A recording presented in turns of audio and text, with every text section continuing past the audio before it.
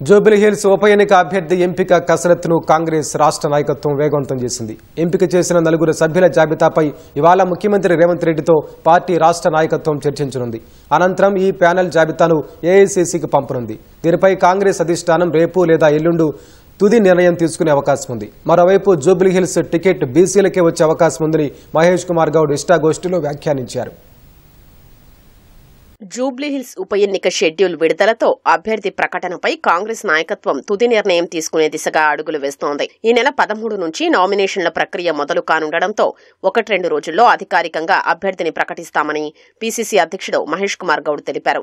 Jubilee Hills assembly నియోజకవర్గాన్ని పర్యవేక్షిస్తున్న 3 మంత్రుల నుంచి పీసీసీ ఆశావాహుల జాబితా తెప్పించుకుంది.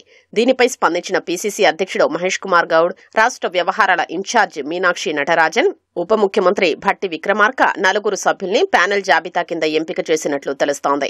జీహెచ్ఎంసీ మాజీ మేయర్ బొంతు రామ్మోహన్, నవీన్ యాదవ్, అంజన్ కుమార్ యాదవ్, సీఎన్ రెడ్డి పేర్లు ఈ జాబితాలో ఉన్నాయి. ఈ 4 పేర్లకు సంబంధించి ముఖ్యమంత్రి రేవంత్ రెడ్డితో ఇవాళ మీనాక్షి నటరాజన్, మహేష్ కుమార్ గౌడ్, భట్టి విక్రమార్క, ఉత్తమ్ కుమార్ రెడ్డి సమావేశమై చర్చించనున్నారు. అనంతరం 3 లేక 4 పేర్లను ఏఐసీసీకి ఇవాళ సాయంత్రం లోపు పంపాలని కాంగ్రెస్ రాష్ట్ర నాయకత్వం నిర్ణయం తీసుకుంది.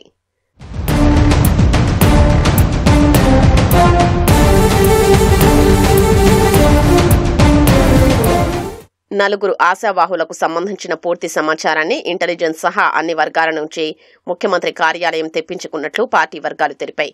ఈ 4కి క్షేత్రస్థాయిలో ఉన్న ప్రజాదరణ, పార్టీ బలోపేతానికి చేసిన కృషి, ఎన్నికల బరిలో నిలిస్తే ప్రతిపక్ష అభ్యర్థుల్ని ఢీకొట్టగలిగే సత్తా తదితర అంశాల్ని చర్చించిన తర్వాత ఏఐసీసీకి పంపుతారని పీసీసీ వర్గాలు తెలిపాయి.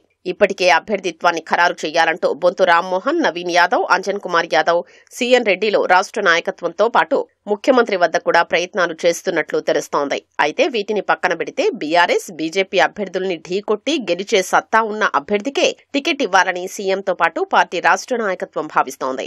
బీఆర్ఎస్ సిట్టింగ్ స్థానాన్ని కైవసం చేసుకోవడం ద్వారా హైదరాబాద్ లో కాంగ్రెస్ పార్టీ బలాన్ని పెంచుకోవడంతో పాటు వచ్చే జీహెచ్ఎంసీ ఎన్నికల్లో అధిక స్థానాలు చేజిక్కించుకునే అవకాశం ఏర్పడుతుందని పార్టీ నాయకత్వం అంచనా వేస్తోంది.